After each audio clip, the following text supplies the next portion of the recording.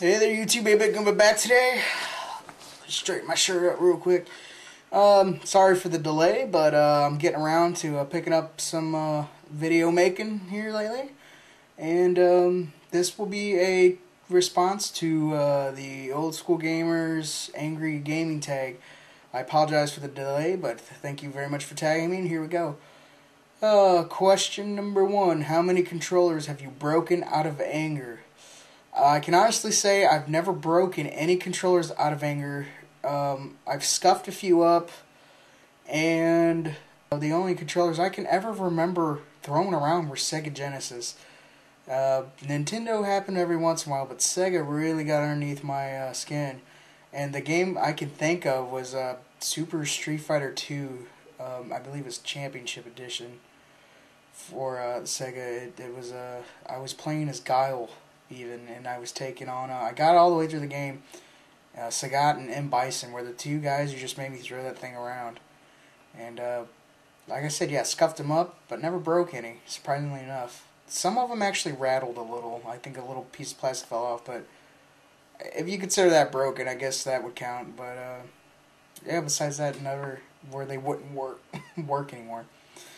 Question number 2: what are the top 5 games that pissed you off? Oh, let's see.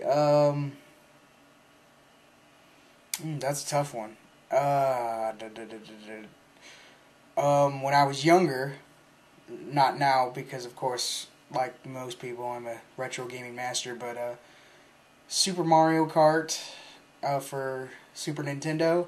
When you put that thing on like 150cc and you were young and trying to get through that thing, that was just insane to get around that and beat that. Contra, that's definitely a game that upset me quite a bit. There's so many things flying at you at once. It was just nuts. It's just, to this day, I mean, it's fun now to get through because I'm a lot better at it. But you know, when you're young, excuse me, that just it gets on your nerves. Let's see, what else was there?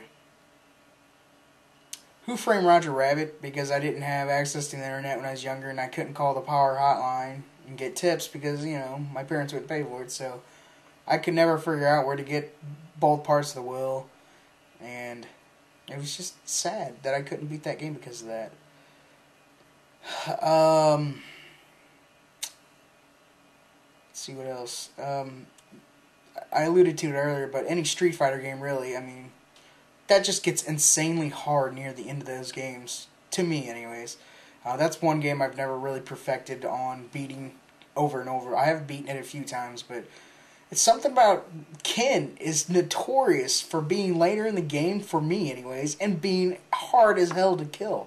That guy is just insane. It's Hadouken, that dragon uppercut, and then the spinning flying kick like 5 times in a row. You can't hang with Ken that late in the game. It's ridiculous. I'd even venture to say that M. Bison was easier than that. Hell, how many was that? I forgot already.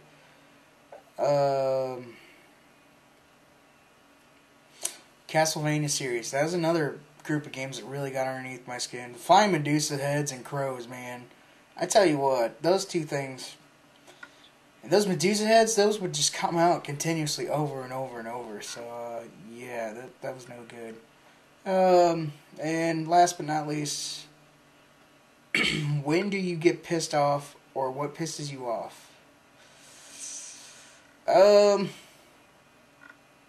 You know, not a whole lot. Well, besides 2 things, really. Whenever I'm playing a fighting game, obviously, I keep going back to Street Fighter. But when you're playing Street Fighter and you get so far in and you can't beat anybody, it just gets upsetting. Then you get mad, and then you can't really focus on the moves. And then you just, overall, just keep losing. And last but not least, I'd say whenever there's a glitch, or the game just glitches and freezes up, that's the only other real thing that really gets underneath my skin when it comes to gaming. So, yeah, there you go, your top, or your angry video gaming tag response. Thanks again to the Old School Gamer, and until the next video, which will probably today, hey, big and bad.